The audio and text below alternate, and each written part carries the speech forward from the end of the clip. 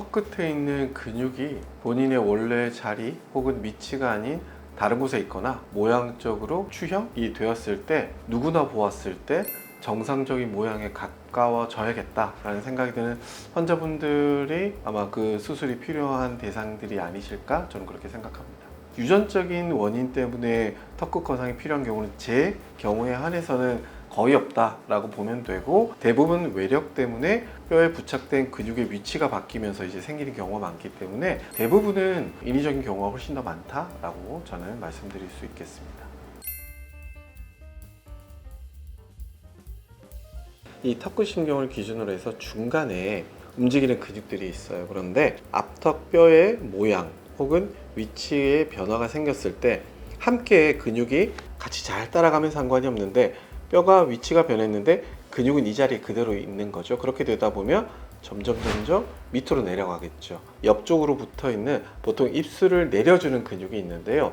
이 입술을 내려주는 근육과 중간에 있는 이 턱 근육 사이에 두 가지 근육이 친한 사이를 유지하면서 서로 리드미컬하게 움직여줘야 하는데, 그게 이제 깨진 상태죠. 그런 깨진 상태에 있어서 다시 친하게 저는 만들어준다 라고 환자분께 설명드린 것처럼 어떤 때는 아래쪽으로 어떤 때는 위쪽으로 움직여가면서 표정과 모션이 자연스러워져야 된다라고 말씀드리는 그런 형태로 바꿔주는 게 턱끝 거상술의 어떻게 보면 가장 중요한 핵심이 아닌가라고 저는 설명드립니다.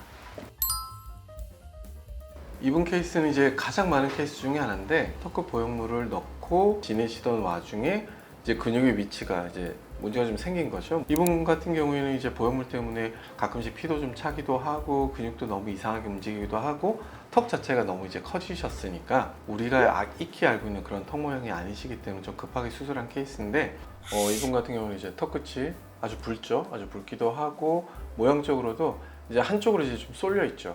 근육이 도대체 어떻게 가 있을까?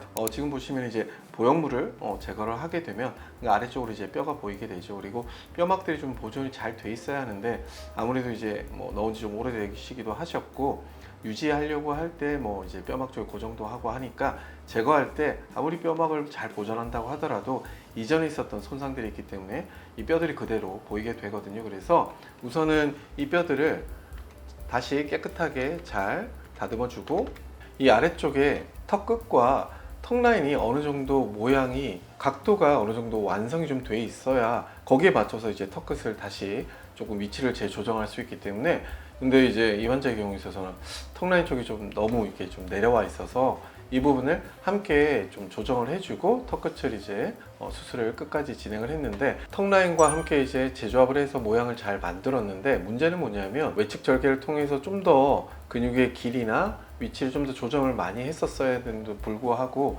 환자분이 이제 외측 절개를 좀 너무 두려워하시니까 이 외측 절개를 제외하고 내측 절개, 그러니까 입안 절개만을 통해서 위쪽으로 위치를 조정하고 뼈에다가 이제 부착을 한 거죠. 그래서 수술한 직후에는 이제 모양을 보시게 되면 모양 너무 좋죠. 원래 처져 있고 울퉁불퉁한 형태에서 좌우 대칭도 맞고 턱 라인까지 한꺼번에 이제 깨끗하게 정리된 모습을 보여주기 때문에 더할 나위 없이 좋은 형태다라고 설명을 드릴 수가 있는데요. 근데 문제는 뭐냐면 초반에 그리고 한 1년, 2년까지는 크게 보통 문제가 없는데, 위쪽에서 계속 고정이 돼 있으니까 리드미컬하게 움직이는 그런 포션들이 좀 사실 계속 움직이면서 좀 제한을 받던지 아니면 너무 자유분방하게 움직이던지 하는 일들이 생기기 때문에 움직임에 있어서 우리가 익히 알고 있던 턱 끝의 모양과는 조금은 다르게 되죠. 그래서 이게 시간이 좀 지나게 되고 피부에 탄력이 떨어지게 되면 너무 이제 눈에 잘 보이시게 되니까 결국은 이제 외측에서 절개를 조금 해서 근육을 다시